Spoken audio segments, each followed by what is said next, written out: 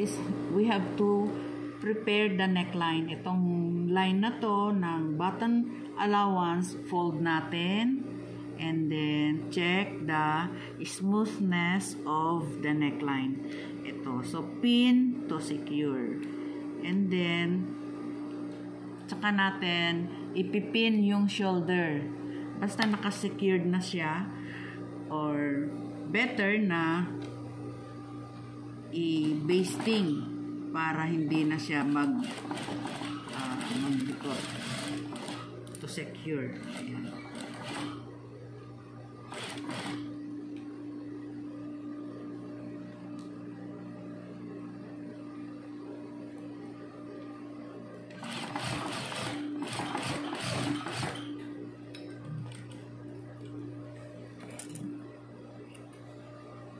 So, ito na yung kanyang shoulder.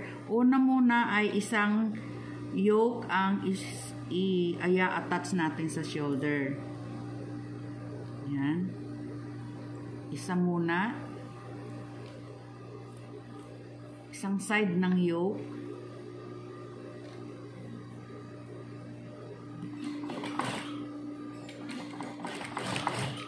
Backing ha.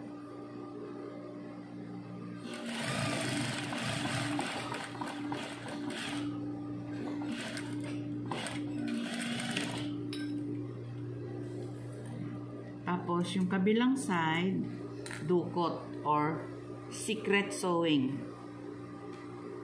Ito yung kabilang side ng yoke. So, secret sewing. Mula doon sa armhole, i-flip natin like this. I-flip natin like this. Pin to secure. And take the neckline.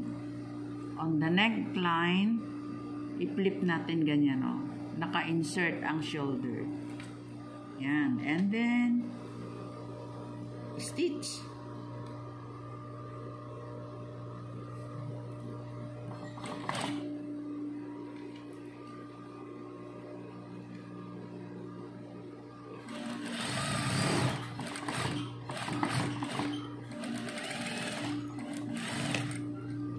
Bago natin i-reverse, kailangan na i-trim.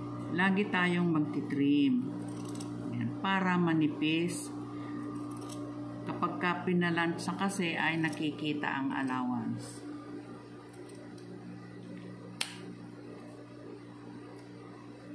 Then, reverse.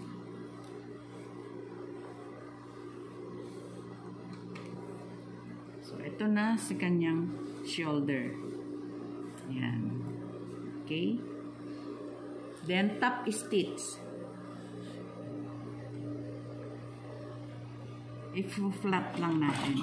Kung ano yung laki doon sa likod, ganun din ang laki ng stitch, top stitch sa shoulder.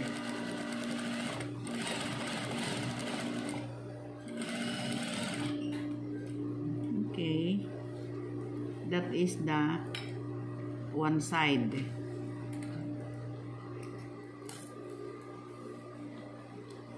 Yan.